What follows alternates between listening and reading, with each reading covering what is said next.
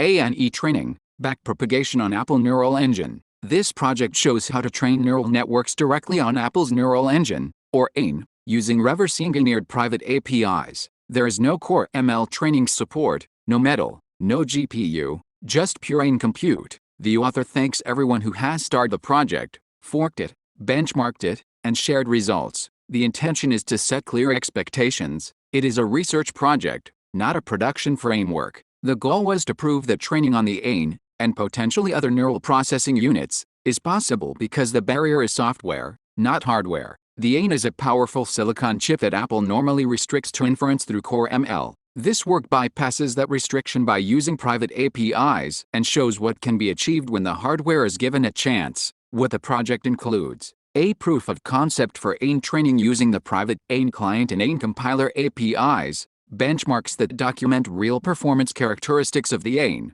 such as throughput, power usage, and SRAM behavior. A reference for anyone looking to access the AIN directly from outside Core ML, research code that the author will update when new findings emerge, and what it is not. It is not a maintained framework or a replacement for Core ML, MLX, Llama CPP, or other production inference stacks. It is not a path to training large models on consumer hardware today. Some people have overstated the implications of this project. The honest results are that training works, but utilization is low, around 5 to 9% of peak capacity, and many element-wise operations still fall back to the CPU. It does not replace GPU training for anything beyond small research models today. All limitations and results are documented in accompanying articles. Part 1 covers reverse engineering, Part 2 presents benchmarks, and Part 3 discusses training. The author does not plan to turn this into a large community project because their focus is on original research, specifically compiler infrastructure for edge AI optimization.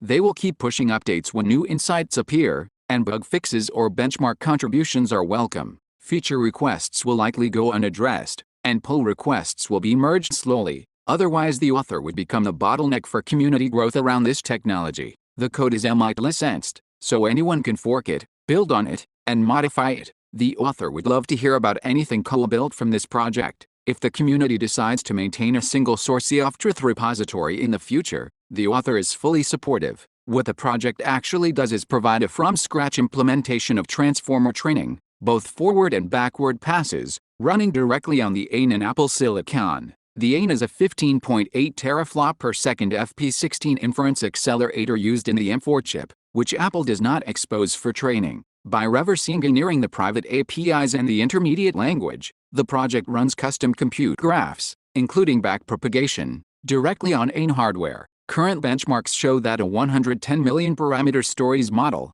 with 12 layers and 768 hidden dimensions, runs at about 91 milliseconds per training step. A Qwen 30.6b model, with 28 layers and 1024 hidden dimensions, runs at about 412 milliseconds per step. In both cases, forward and backward gradients on the AIN are executed while weight gradients are computed on the CPU using the Accelerate Blast library. The project also supports group query attention by tiling and reducing per head, and it uses as Erica pGPU AIN pipeline through shared I/O surface memory for fast data transfer. Quantized int 8W8A8 runs about 1.9 times faster than FP16 on the M4, thanks to int 8 activations that have the SRAM bandwidth requirements between tiles by using mills quantize and dequantize operations. int 8 weights are stored as constant integer data and converted to float at compile time. The dynamic pipeline uses shared AIN kernels that do not need to be recompiled when weights change. For stories models,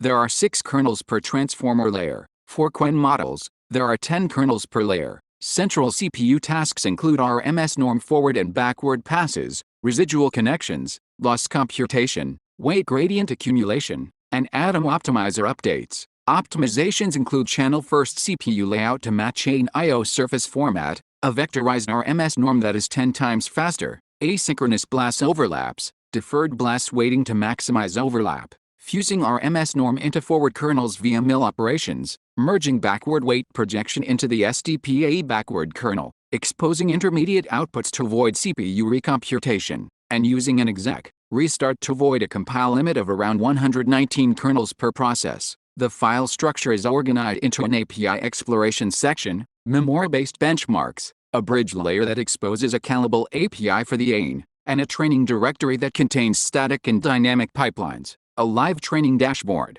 and build scripts. Training data consists of pre-tokenized tiny stories. To download the dataset, one runs a shell script in the training directory. Building the project requires Mac OS 15 or newer on Apple Silicon. For the dynamic pipeline, one selects the model at build time with a make command, then runs the training executable with a scratch flag to start from random initialization or a resume flag to continue from a checkpoint. For the static pipeline, a make command compiles a model that recompiles weights at every step. An int8 benchmark can be compiled with Clang and run directly. The bridge library can also be compiled separately. The engine works by generating mil program text at runtime, compiling it in memory into AIN programs, passing tensors via I/O surface shared memory, packing activations and weights into spatial dimensions so that weights can change without recompilation, exposing intermediate values for backward passes, and using int8 quantization tricks to reduce RAM bandwidth. Limitations include that the AIN ignores causal masking in SDPA ops, requiring a separate CPU pass for mask detection, a compile resource leak that limits the number of kernels per process,